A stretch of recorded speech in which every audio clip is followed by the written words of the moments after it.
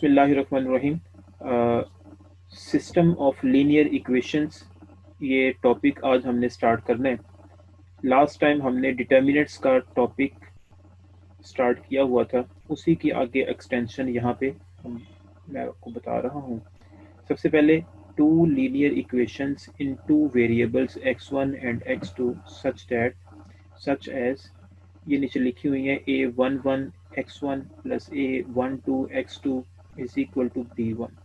Similarly नीचे लिखी हुई है उसने, तो कहते हैं is called system of non homogeneous linear equations if both b1 and b2 not equal to zero. Mean यहाँ की अच्छा क्लास, मैं सबसे पहले थोड़ा सा आपको मैं डिटेल से बता देता हूँ कि लीनियर इक्वेशन कहते हैं किसको है। जो आपने आई थिंक सो 9th या 10th क्लास में भी स्टूडेंट्स ने पढ़ा होगा, और इसके साथ साथ जिन्होंने FSC या ICS किया हुआ है वहाँ पे उन्होंने भी चीज़ों को देखा होगा कि स्टूडेंट्स, अगर मैं लीनियर इक्वेशन की बात करता हूँ तो लीनियर इक्वेशन किसको बोलते हैं कि ऐसी इक्वेशन जिसमें वेरिएबल की मैक्सिमम पावर 1 हो। ठीक है, like this ax plus b which is equal to 0। अब स्टूडेंट्स, यहाँ पे जो वेरिएबल यहाँ पे कौन सा है मैं यूज कर रहा हूँ, वो x यूज कर रहा हूँ। इसकी मैक्सिमम पावर 1 है। ठीक है, तो इसको बोलते हैं हम, ये लीनियर इक्वेशन है स्टूडेंट्स।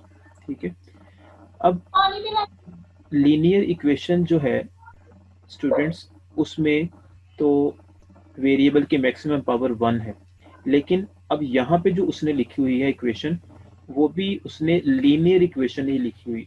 आपको कैसे पता चलेगा, आपने देखना है कि यहाँ पे वेरिएबल मौजूद है, दो वेरिएबल मौजूद हैं, एक x1 मौजूद है, एक x2 मौजूद है। ठीक है, मैं अभी फर्स्ट इक्वेशन की बात कर रहा हूँ, इस इक्वेशन की। ठीक है, अब इस इक्वेशन में बेटा वेरिएबल हमारे पास x1 है और x2 है, इसमें वेरिएबल की मैक्सिमम पावर 1 है। ठीक है, ये जो इक्वेशन लिखी थी मैंने, ये जनरल लीनियर इक्वेशन लिखी थी। यहाँ पे जो बोल रहा हूँ वो हमारे पास जो है वो टू वेरिएबल्स में मैंने लीनियर इक्वेशन लिखी है, क्योंकि इसमें वेरिएबल x1 है, इसमें x2 है। जो यहाँ पे जनरल इक्वेशन लिखी थी, इसमें वेरिएबल सिर्फ और सिर्फ एक वेरिएबल आ रहा है, तो हम इस इक्वेशन को कह सकते हैं कि ये लीनियर इक्वेशन है in only one variable, that is x। ठीक है, और लेकिन ये जो इक्वेशन है इसको हम बोलेंगे कि ये लीनियर इक्वेशन है इन two variables x1 and x2। ठीक है, अब यहाँ पे नीचे भी हमने एक इक्वेशन लिखी हुई है। ठीक है, और वो भी सिमिलरली इसी तरह से है कि ये भी लीनियर इक्वेशन है इन वेरिएबल x1 एंड x2। तो फिर हम इसको दोनों को मिला के कह सकते हैं कि two linear equations in two variable x1 and x2 such that. अच्छा, अब क्लास यहाँ पे इसको देख के परेशान नहीं होना कि a11 क्या है या a21 क्या है बेटा, क्योंकि हम मैट्रिक्स का चैप्टर पढ़ रहे हैं, तो इसमें आपको पता है a11 का मीनिंग क्या है कि a11 जो होती है, आपको पता है मैट्रिक्स के अंदर जो फर्स्ट एलिमेंट होता है, फर्स्ट रो और फर्स्ट कॉलम a11 होता है। इसी तरह से फर्स्ट रो और सेकंड कॉलम वो ये होता है, मीन जो यहाँ पे एलिमेंट लिखा हुआ है वो सेकंड एलिमेंट होगा। इसी तरह से जो यहाँ पे एलिमेंट लिखा हुआ है a21 मीन सेकंड रो और फर्स्ट कॉलम, वो यहाँ पे लिखा हुआ है कोफिशिएंट। ठीक है, इसी तरह से a22 मीन वो ये a22 लिखा हुआ है। तो क्लास, ये हमारे पास एक मैट्रिक्स के उसने यहाँ पे कोफिशिएंट लिखे हुए हैं। ठीक है, और यहाँ पे बेटा उसने लिखा हुआ है कि नॉन जीरो वैल्यू आएगी, b1 और b2 कभी भी इक्वल टू जीरो नहीं होगी। अगर जीरो के इक्वल नहीं होगी तो देन हम उसको बोलेंगे कि ये नॉन होमोजीनियस लीनियर इक्वेशन है। अगर यहाँ पे b1 और b2 इक्वल टू जीरो आ जाता है तो उसको हम बोलेंगे ये होमोजीनियस इक्वेशन है। क्लास, होपफुली आपको ये दोनों डिफरेंस समझ आ गए होंगे कि नॉन होमोजीनियस लीनियर इक्वेशन किसको कहते हैं और होमोजीनियस लीनियर इक्वेशन किसको कहते हैं। होमोजीनियस में बेटा क्या होता है कि ये सारा कुछ सेम होता है, जस्ट यहाँ पे B1, यहाँ पे जो B1 है हमारे पास और जो B2 है उसकी वैल्यू 0 के इक्वल होती है, इसके अंदर होमोजीनियस के अंदर, अदरवाइज नॉन होमोजीनियस में ये 0 के इक्वल नहीं होते। ठीक है, तो ये हमारे पास नॉन होमोजीनियस लीनियर इक्वेशंस आ गई। सिमिलरली अगर ये मैंने लिखा था 2x2 मैट्रिक्स के लिए, similarly these linear equations in 3 variables x1 x2 and x3 such that, वो नीचे उसने सिमिलरली लिखी हुई है, is called a system of non-homogeneous linear equation if b1 b2 and b3 are not equal to 0। कि ये b1 b2 b3 अगर 0 के इक्वल नहीं होते तो बेटा इसको हम बोलते हैं नॉन होमोजीनियस। अगर ये इक्वल टू 0 हो जाएंगे, बाकी सारा कुछ सेम होगा, तो उसको बोलेंगे homogeneous. These systems are called simultaneous linear equation. तो बेटा ये पूरे का पूरा सिस्टम जो होता है ना, ये पूरे का पूरा सिस्टम जो होता है ये क्या आता है, साइमल्टेनियस लीनियर इक्वेशन। इसी तरह ये साइमल्टेनियस लीनियर इक्वेशंस हैं इन variable x1 x2 and x3, और ये साइमल्टेनियस लीनियर इक्वेशंस का सिस्टम है इन variable x1 and x2। Now अब हम इनको सॉल्व कैसे कर सकते हैं, इसको हम सॉल्व कैसे कर सकते हैं, तो we discuss here the following methods of solution. ठीक है बेटा, सबसे पहले आपको ये थोड़ा सा अंडरस्टैंड करना होगा कि ये जो हमारे पास सबसे पहले लीनियर इक्वेशंस ही बेसिकली होती हैं। ठीक है, अब मैट्रिक्स जो थी, हमें इसका यूजेज आपसे अगर कोई बंदा पूछ ले कि मैट्रिक्स का यूजेज कहाँ पे होता है, मैट्रिक्स यूज किधर होती हैं, तो आप उसको इजीली बता सकते हो कि जो हमारे पास सिस्टम ऑफ लीनियर इक्वेशंस होती हैं इन वेरिएबल 2 लीनियर इक्वेशंस हो, 3 हो, 4 हो, 5 हो, जितनी भी लीनियर इक्वेशंस होती हैं उसको हम बनाते हैं मैट्रिक्स की फॉर्म में। ठीक है, और जब मैट्रिक्स की फॉर्म बना लेते हैं, ठीक है, और देन उस मैट्रिक्स को सॉल्व करते हैं जो कि हमारे लिए इजीली सॉल्व हो जाता है। इसके अलावा अगर आप डायरेक्ट सॉल्व करोगे इसको तो 2 वेरिएबल्स के लिए, 3 वेरिएबल्स के लिए तो सॉल्व हो जाएगी, लेकिन 4 5 6 वेरिएबल्स जब आ जाएंगे, ठीक है, ये इक्वेशंस ज्यादा हो जाएंगी, 10 इक्वेशंस हो जाएंगी, तो वहां पे आपके लिए सॉल्व करना मुश्किल हो जाएगा। तो इस वजह से हम यहाँ पे मैट्रिक्स का मेथड यूज करते हैं जो कि बड़ी इक्वेशंस वाली वैल्यूज को भी सॉल्व इजीली कर देते हैं।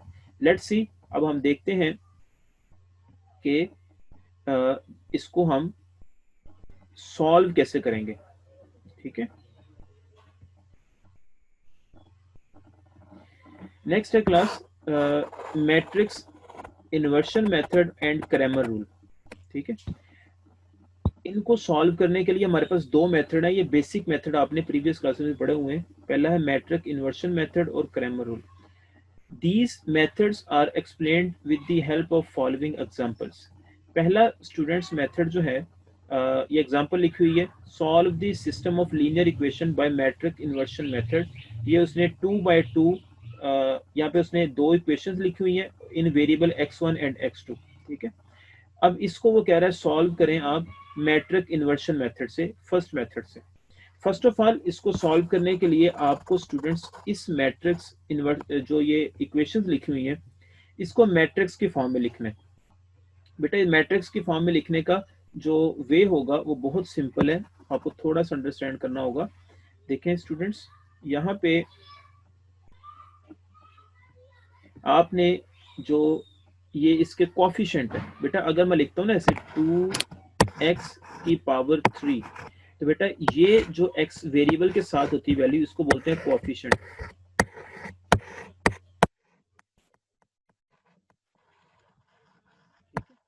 और इसको बोलते हैं हम वेरिएबल,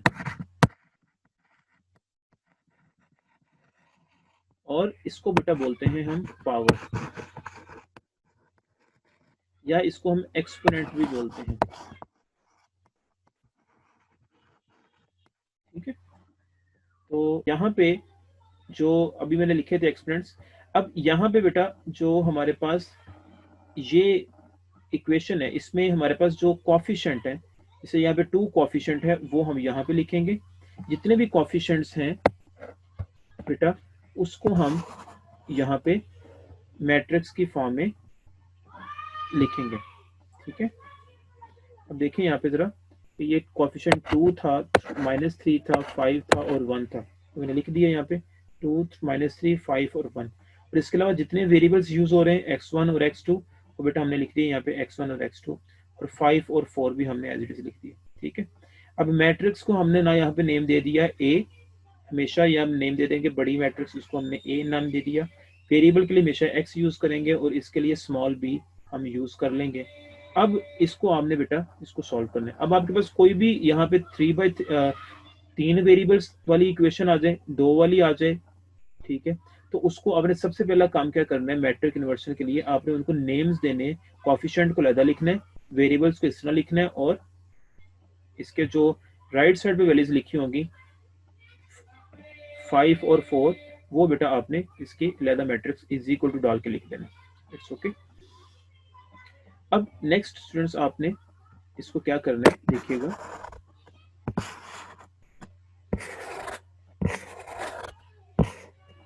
अब आपने यहाँ पे बेटा सबसे पहला काम ये करना है,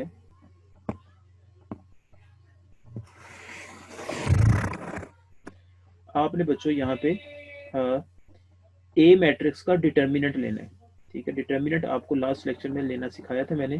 2/2 को कैसे लेते हैं, पहले ये मेन डायगोनल को मल्टीप्लाई करना है, 2 × 1 2 आ गया, तो फिर हमेशा दरम्यान में माइनस आता है, और इसको मल्टीप्लाई करना है 5 × 3 15 माइनस, और ये फॉर्मूले का माइनस प्लस हो जाएगा तो 17 आ जाएगा। This is not equal to 0। अगर तो बेटा ये अगर तो स्टूडेंट्स ये हमारे पास ये आ गया नॉट इक्वल टू 0, ये हमारे पास है नॉन सिंगुलर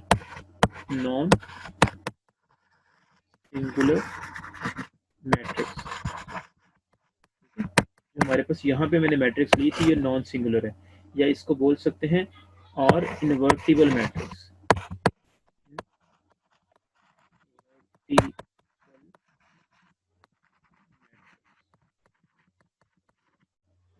ठीक है, अगर ये इक्वल टू 0 आ जाता तो हमने कहना था ये एक सिंगुलर मैट्रिक्स है, इस वजह से इसका इनवर्स एग्जिस्ट नहीं करता। ठीक है, मतलब इसको आगे मजीद हम सॉल्व नहीं कर सकते। ठीक है, अब सिंपली हम यहाँ पे क्या करेंगे, सबसे पहली चीज कि जो हमने नेम दिए थे बेटा, यहाँ पे x को इधर लिखेंगे ax is equal to b। ठीक है, ये लिख दिया मैंने ax is equal to b। अब बेटा यहाँ पे दोनों तरफ हम क्या करेंगे, a इनवर्स से मल्टीप्लाई कर देंगे ताकि हमारे पास ये x की वैल्यू आ जाए।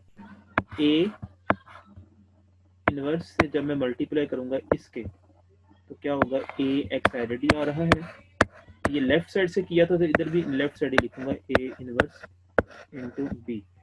ठीक है, ये हमारे पास लिखिए। अब बेटा ये a इनवर्स जो है वो कैंसिल हो जाएगा a के साथ, और मीनिंग हमारे पास रह जाएगा x जो यहाँ लिखा हुआ है is equal to a inverse into b। ठीक है, अक्सर स्टूडेंट्स अगर जहाँ पे a इनवर्स दूसरी तरफ लिख देंगे तो बेटा इससे आपका रिजल्ट गलत आएगा, तो अगर लेफ्ट से मल्टीप्लाई किया तो ये लेफ्ट पे ही a इनवर्स इंटू b आएगा। ओके, ये b लिखा हुआ बेटा, a इनवर्स इंटू b। अब बेटा इनवर्स आ रहा है, इनवर्स को आप, क्योंकि ये पावर में लिखी हुई ये वैल्यू नेगेटिव है, मैं अक्सर स्टूडेंट्स को बोलता होता हूँ कि अगर पावर में बेटा वैल्यू नेगेटिव लिखी हो तो उसको हमेशा पॉजिटिव बनाना है। पॉजिटिव कैसे बनाएंगे, उसको उठा के फ्रैक्शन से नीचे ले आएंगे। ठीक है,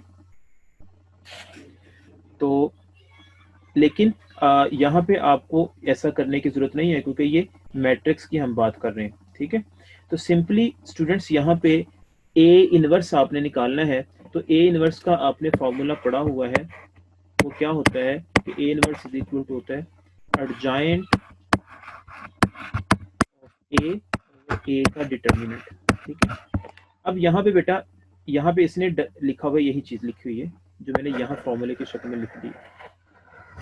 ठीक है, कि adjoint of a over a का डिटर्मिनेंट, और इनटू उसने साथ b भी लिख दिया उस साथ वैसे। ठीक है, अब डिटर्मिनेंट आप ऑलरेडी निकाल चुके हैं 17, वो नीचे आ जाएगा।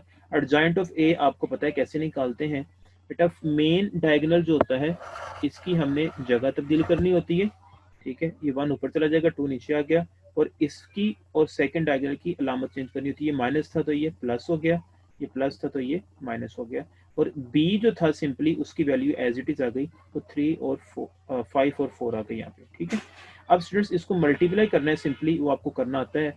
मैट्रिक्स को कैसे मल्टीप्लाई करते हैं, फर्स्ट रो मल्टीप्लाई होगी फर्स्ट कॉलम के साथ, तो यहाँ पे बेटा 1 इंटू 5 5 आ गया, प्लस 3 इंटू 4 12 आ गया। इसी तरह से अब नेक्स्ट कॉलम तो है नहीं, अगर होता तो हमने स्पेस छोड़ के आगे चले जाना था।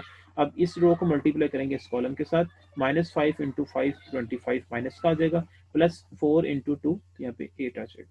ठीक है, अब इसको बेटा ऐड कर लेंगे, 12 और 5 हमारे पास 17 आ जाएगा, -25 और 8 हमारे पास यहाँ पे जो है वो 17 आ जाएगा नीचे भी। ठीक है, मैं आपको करके दिखाता हूँ। अब देखें स्टूडेंट्स, 17 ऊपर आ चुका है और -17 नीचे आ चुका है, क्योंकि बड़ी अलामत के साथ माइनस, बड़ी वैल्यू के साथ माइनस की अलामत थी तो माइनस यहाँ पे आएगा। अब स्टूडेंट्स 1/17 को अंदर मल्टीप्लाई करेंगे तो 17/17 ये कैंसिल होकर ऊपर नीचे वैल्यू 1 आ गया। इसी तरह -17 ओवर 17 कैंसिल होने के बाद -1 आ गया। तो अब यहाँ पे लेफ्ट साइड पे देखेंगे, क्योंकि हमें पता था कि x की वैल्यू हमें शुरू में x1 और x2 हमें बोली हुई थी, तो वही यहाँ पे आएगी। इस x की जगह पे हम यहाँ पे x1 और x2 लिख देंगे, और x1 फर्स्ट वैल्यू जो होगी वो फर्स्ट वैल्यू वाला आंसर होगा, x1 इज इक्वल टू 1 होगा, और x2 जो है वो इज इक्वल टू -1 होगा। ये हमारे पास हम किसी भी लीनियर इक्वेशन को मैट्रिक्स की फॉर्म में लिख के सॉल्व कर सकते हैं। तो ये जो प्रोसेस मैंने यूज किया है, इस मेथड को बोलते हैं मैट्रिक इन्वर्शन मेथड। ठीक है, ठीक है, समझ आ गई। सबसे पहले सिंपली बेटा आपने मैट्रिक्स इन्वर्शन मेथड में आपने पहले तो जो आपके पास लीनियर इक्वेशंस हैं उसको आपने मैट्रिक्स की फॉर्म में लिखना है। ठीक है, ऐसे उसके कोफिशिएंट्स अलग लिख दिए, वेरिएबल से अलग लिख दिए, और इज इक्वल टू 7 5 और 4 आ गया। और उसके बाद बेटा आपने जो है वो उसका डिटर्मिनेंट निकालना है। डिटर्मिनेंट निकालने के बाद उसका एडजॉइंट देखना है, और आफ्टर दैट आपने ये जो ए जब उधर जाएगा तो ए इनवर्स हो जाएगा, और ए इनवर्स का फॉर्मूला लिख दिया, एडजॉइंट ए ओवर ए का डिटर्मिनेंट। ठीक है, और बाद में मल्टीप्लाई करेंगे तो उसका रिजल्ट आ जाएगा। सिमिलरली स्टूडेंट्स नेक्स्ट आ रहा है use of matrix inversion method to solve this system of linear equations. अब फिर वो वही मेथड जो मैट्रिक इन्वर्शन मैंने बताया अभी आपको, उसी को यूज करते हुए वो कहता है कि आप ये 3/3 मैट्रिक्स को सॉल्व करें। तो सिंपली आपने इसी तरह ही करना है, 1 3, और यहाँ पे x1 0 है, x1 के साथ जो कोफिशिएंट है वो 0 है, तो उसने लिख दिया 0, फिर -2, फिर उसके बाद 1, और फिर ये 1 आ गया। इसी तरह से 1 -2 और -1, और वेरिएबल्स 3 थे, x1 x2 x3, और यहाँ पे -1 4 और 1 आ जाएगा, वो उसने लिख दिया यहाँ पे। स्टूडेंट्स अजान हो रही है, तो अजान के बाद मैं मजीद आगे स्टार्ट करता हूँ। तो स्टूडेंट्स एग्जांपल नंबर 9 है, use matrix inversion method to solve the system of linear equation. अब बेटा यहाँ पे 3 लीनियर इक्वेशंस हैं, उसमें वेरिएबल भी 3 है, तो उसको हमने सॉल्व करना है मैट्रिक इन्वर्शन मेथड से। सबसे पहले मैट्रिक्स फॉर्म में कैसे लिखेंगे, आपको पता है कि कोफिशिएंट्स यहाँ लिखेंगे फर्स्ट मैट्रिक्स के अंदर, फिर उसके वेरिएबल्स लिखेंगे x1 x2 x3, उसको कॉलम वाइज लिखेंगे, और फिर उसके बाद उसकी हम जो इक्वल के दूसरी तरफ थे इक्वल लगाने के बाद वो हम एलिमेंट्स लिख देंगे। पहले वाले को a, दूसरे वाले को कैपिटल X, और राइट साइड को इज इक्वल टू के बाद वाले को b कहेंगे। सिमिलरली जिस तरह बेटा मैंने प्रीवियस आपको बताया है, वैसे ही आपने इसको मजीद एक्सटेंड करना है। आपने इसका जो है वो डिटर्मिनेंट लेना है। सबसे पहले डिटर्मिनेंट 3/3 का भी लेना, मैंने आपको बताया हुआ था कि 3/3 का डिटर्मिनेंट कैसे लेते हैं। सिंपली स्टूडेंट्स आपको पता है कि हम सबसे पहले क्या करते हैं कि इसको फिक्स कर लिया हमने, मीन फर्स्ट रो को फिक्स कर लिया। ठीक है, अब फर्स्ट रो में पहले फर्स्ट एलिमेंट है, इसके करिस्पॉन्डिंग कॉलम भी छोड़ देंगे। तो अब 1 जो है हम लिखेंगे, ये 1 हमने लिखा बेटा यहाँ पे, और इसके करिस्पॉन्डिंग एलिमेंट 1 -2 1 और -1 वो लिख दिया। ठीक है, उसके बाद हमेशा दरमियान में माइनस आता है, लेकिन अब जब ये -2 मल्टीप्लाई होगा माइनस के साथ वो प्लस हो जाएगा। अब नेक्स्ट हम क्या करेंगे, नेक्स्ट स्टूडेंट्स हम जो है वो ये फर्स्ट रो और ये सेकंड कॉलम होगा, इसके रिमेनिंग जो एंट्रीज बचेंगी वो 3 -2 0 और -1 आ जाएगी। इसी तरह से फिर लास्ट वाले को देखेंगे, ये फर्स्ट रो फिक्स की हुई थी जो हमने, और लास्ट वाला मीन ये हमेशा प्लस आता है क्योंकि अल्टरनेटिव साइंस आते हैं, पहले प्लस फिर माइनस फिर प्लस।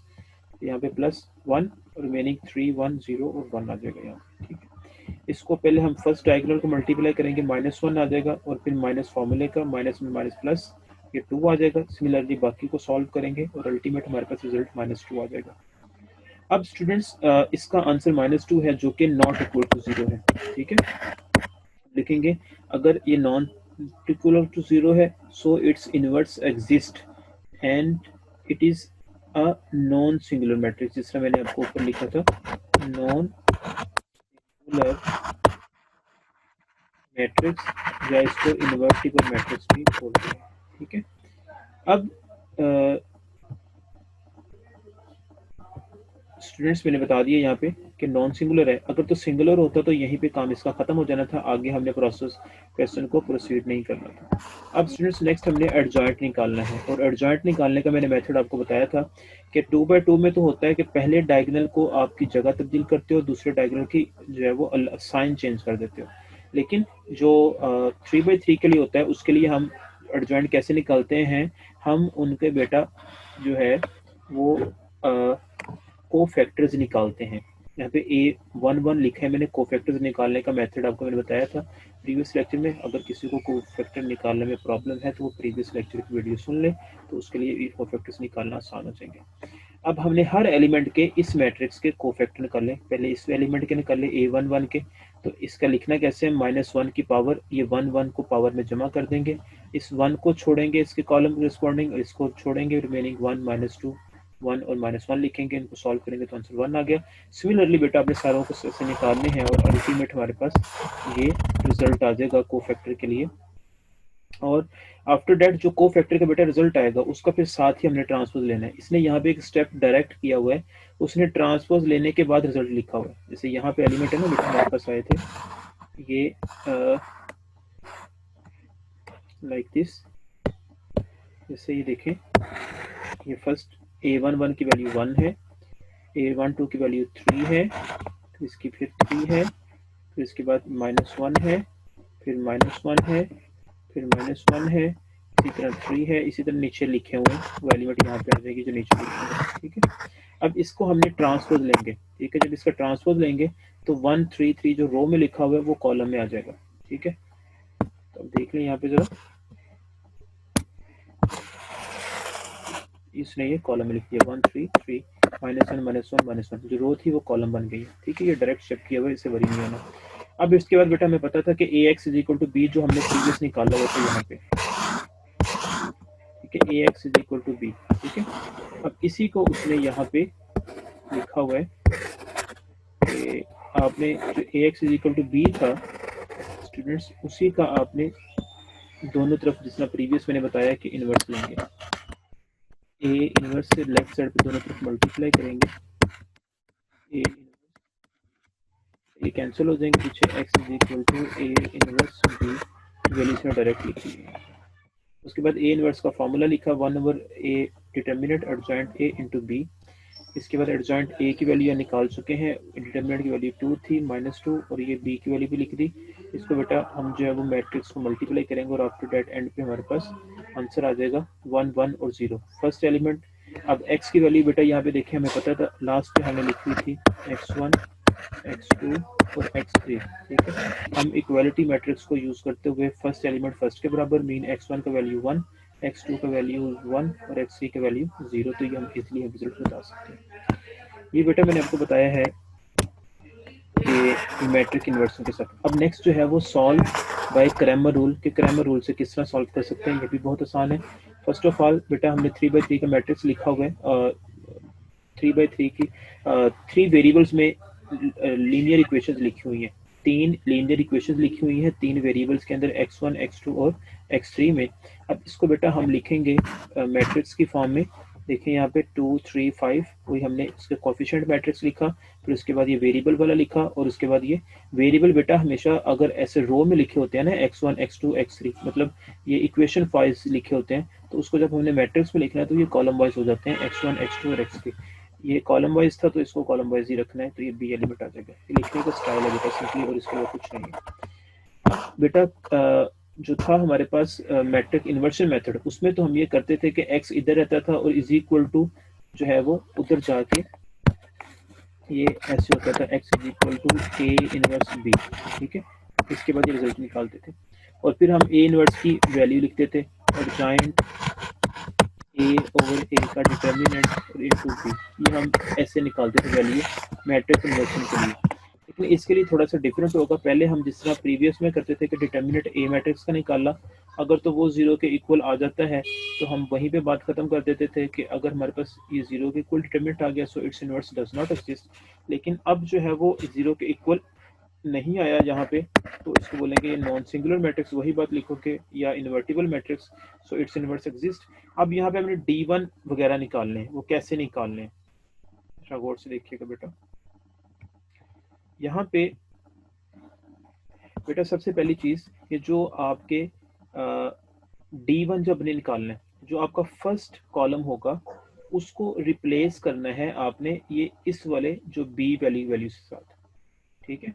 ये 2 3 5 की जगह पे आपने 3 1 2 लिख देना, यहाँ पे 3 1 2 लिख दिया, क्योंकि तो सारा सेम होगा 2 -2 1, और यहाँ पे 1 -2 -3 1 -2 -3, ठीक है। अब इसको आपने डिटर्मिनेंट लेना है सिंपली, तो डिटर्मिनेंट लोगे तो आंसर आपके पास आ जाएगा जिस तरह प्रीवियस निकाला है। अब x1 की वैल्यू कैसे निकालेंगे बेटा, D1 हमेशा ऊपर आएगा और डिटर्मिनेंट जो a का होगा वो नीचे आएगा। D1 की वैल्यू 27 थी, A1 की वैल्यू डिटर्मिनेंट की वैल्यू 27 थी, इज इक्वल टू 1, आंसर आ गया। सिमिलरली स्टूडेंट्स आपने D2 निकालना है। D2 के लिए आप क्या करोगे बेटा कि आपके पास जो सेकंड कॉलम है उसको रिप्लेस करोगे इस B वाले के साथ, बाकी सारा सेम रहेगा। 2 -2 1 की जगह पे 3 1 और 2 आ जाएगा, बाकी सारा एज इट इज सेम ही होगा, ठीक है। 3 1 -3 1 2 3 1 और 2 आ गया, बाकी सारा कुछ एज इट इज। इसका भी डिटर्मिनेंट लेंगे, आफ्टर दैट आंसर 0 आ गया, और x2 की वैल्यू जो निकालोगे D2 bye determinant of a, D2 की वैल्यू जो भी है 0 है, सॉल्व करने के बाद आंसर 0 आ गया। सिमिलरली बेटा आपने D3 लेना है। D3 में सिर्फ कॉलम 3 रिप्लेस होगा B1 B के साथ, क्योंकि सारा सेम होगा, तो D3 ओवर a डिटर्मिनेंट, तो सॉल्व करने के बाद x3 का आंसर भी 1 आ गया।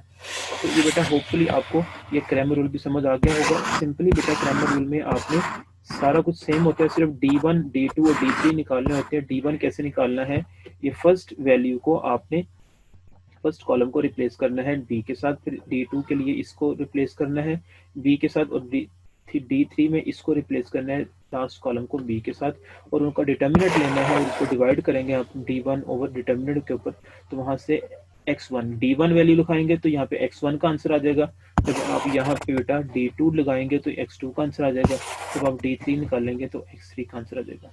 सिमिलरली बेटा आपका एग्जाम्पल नंबर 11 है, प्रोडक्शन शेड्यूलिंग बेटा लिखी हुई है उसने, तो इसको आपने 9 12 15 12 4 24 28 6 8 और 8, इसको आपने एक जो है वो जस्ट लाइक डिटर्मिनेंट्स भी समझ सकते हो आप, जिस तरह उसने यहाँ पे लिखा हुआ है कि पहले उसने इस प्रोडक्शन शेड्यूलिंग के लिए, मतलब जो ये फर्स्ट वेरिएबल था x1 x2 और x3, ये तीन वेरिएबल्स होते हैं ना इस तरह कि हमारे पास, क्योंकि यहाँ पे कॉफिशेंट तीन दिए हुए हैं 1 2 और 3, यहाँ से हम अंदाजा कर सकते हैं कि हमारे पास तीन कॉफिशेंट है, 9x1, ठीक है, इसी तरह पे प्लस 12x2 और 15x3, ठीक है, इज इक्वल टू उसने लिखा हुआ है साथ कि maximum of 80 and 160 and 48 labour hours, ठीक है। अगर आप डिटेल में पढ़ोगे तो प्रॉब्लम इजीली समझ आ जाएगा आपको कि जो फर्स्ट वाला जो रो था उसके लिए, मतलब फर्स्ट वाला जो वेरिएबल बनेगा उसके लिए आपके पास 80 के इक्वल आ जाएगा, सेकंड वाले के लिए आपके पास इक्वल टू 160 आ जाएगा, और थर्ड वाले के लिए 48 आ जाएगा इक्वल,